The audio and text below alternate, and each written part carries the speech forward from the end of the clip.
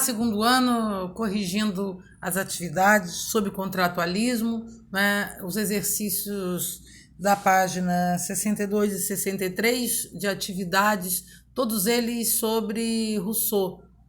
Vamos à questão número 1. O homem nasce livre e por toda a parte encontra-se a ferros. Né? É um trecho aí do contrato social do Rousseau. Né? Qual das seguintes afirmações a respeito dessa célebre frase que abre o contrato social não pode ser associada ao pensamento do Rousseau? Rousseau considera que a desigualdade entre os homens seja criada pela sociedade. Verdade. Assim a gente sai do nosso estado de natureza bom e o nosso contato com a sociedade, com a noção da propriedade, vai fazer com que o homem vai se desvirtuar. Letra B.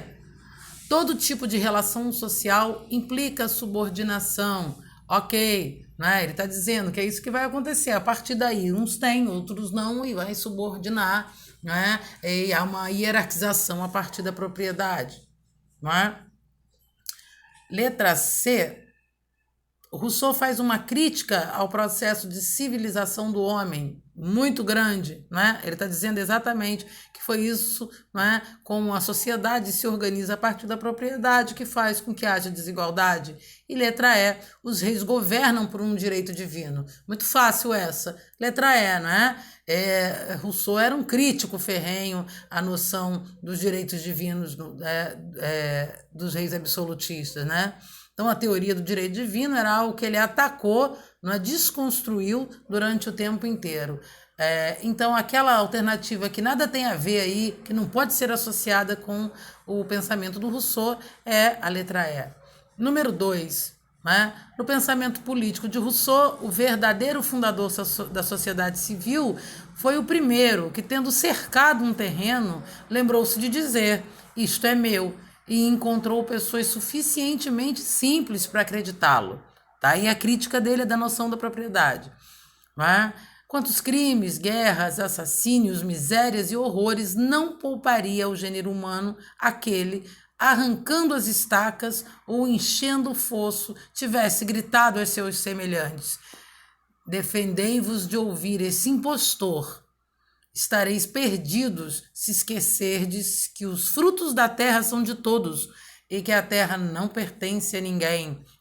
É um trecho sobre o discurso, sobre a origem e os fundamentos da desigualdade entre os homens. Passagem essa importantíssima, para a gente entender aí a obra do Rousseau, onde ele vai fazer mesmo a crítica à noção da propriedade de uma forma bem explícita. A este respeito, assinale a alternativa correta sobre a teoria contratualista do Rousseau. Rousseau afirma que no estado de natureza há liberdade ilimitada, resultando como premissa a inexistência da propriedade privada e do direito de alguns sobre aquilo que é de todos os homens. Correto, A B. Rousseau define que no estado de natureza o homem possuía o direito irrevogável sobre a propriedade, constituindo a posse da terra, portanto, um direito particular. O texto fala exatamente ao contrário. Então, a gente já sabe que a certa é a letra A, mas vamos ver aí onde estão os erros. Rousseau adverte que no estado de natureza a liberdade é limitada, tornando-se necessário o dever da subordinação dos homens ao poder político do mais forte. Não. Ele está falando de uma liberdade ilimitada, e exatamente porque ela é ilimitada e porque não existe a noção de propriedade, não existiria também o porquê da submissão. Tá? Rousseau não admite que no estado de natureza o homem tem o direito ilimitado sobre todas as coisas, mas apenas que a propriedade pertence coletivamente a todos. Não. Ele frisa a questão do estado de natureza de liberdade ilimitada. Rousseau busca estabelecer que no Estado civil o direito deve preservar a propriedade privada, uma vez que o estado de natureza é formado pela guerra de todos contra todos.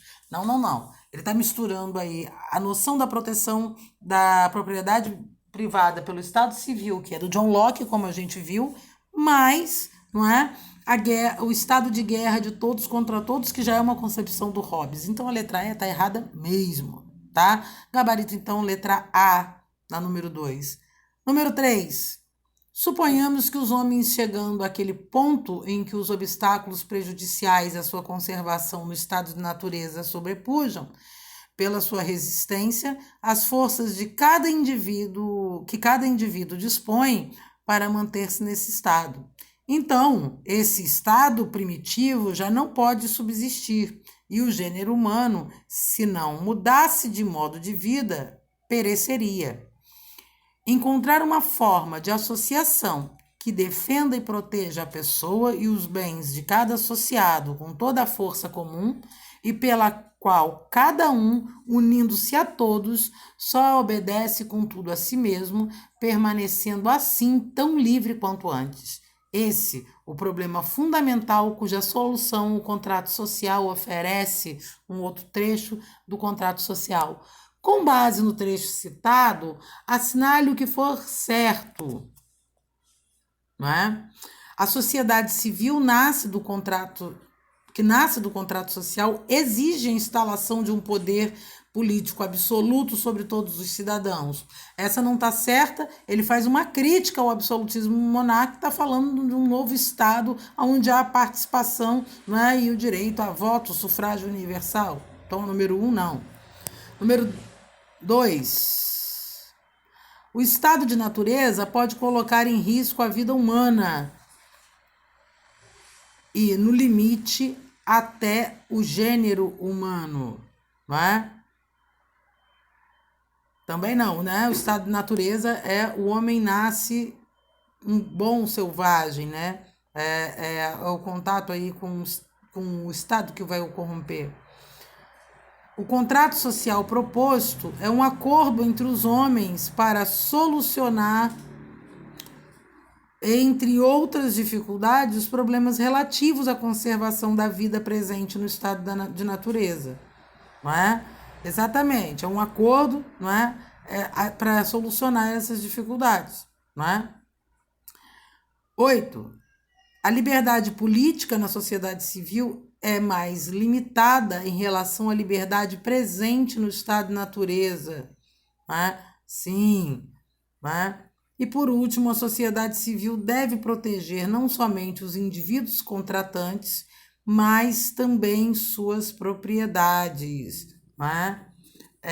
Então, né? Quais são aí as alternativas? A gente vai somar, né? Para poder obter a resposta. Tá? Para ficar mais fácil, não é?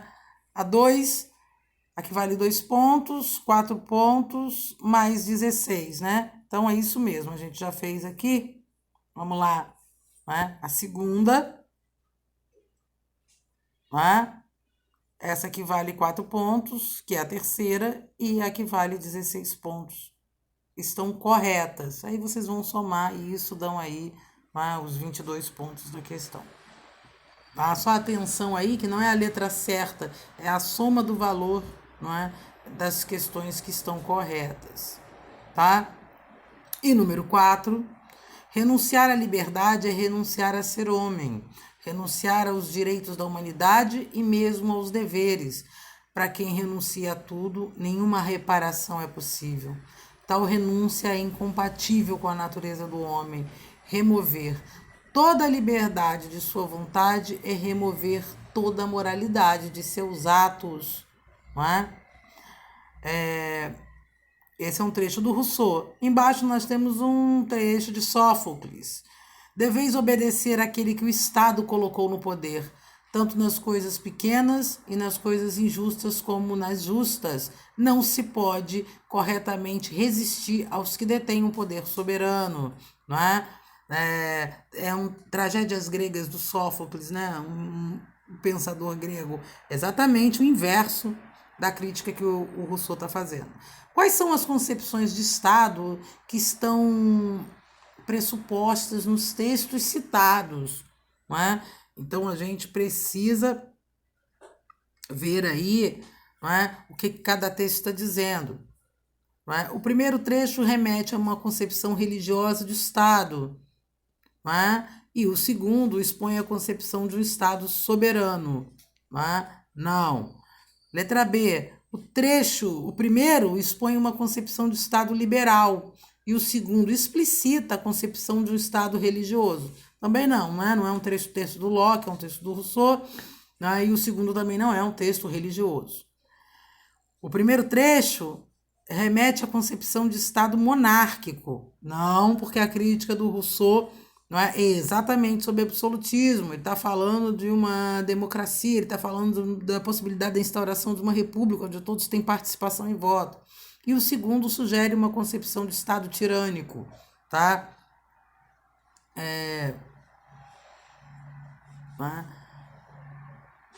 Também não é, né? A gente poderia até ficar aí um pouco com a segunda, mas enfim. A primeira está errada. Letra D. O primeiro trecho explicita a concepção contratualista de Estado. E o segundo remete, né, à concepção de um Estado absoluto. Exatamente. Né? Primeiro nós temos a concepção contratualista do Rousseau e no segundo o Estado absoluto. Mas vamos ver aí a letra E. O primeiro trecho está vinculado à concepção de um Estado positivo.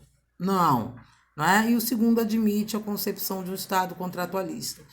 Uma concepção de Estado positivo a gente só vai ter depois, quando as ideias positivistas, né, já no século XIX, né, começarem aí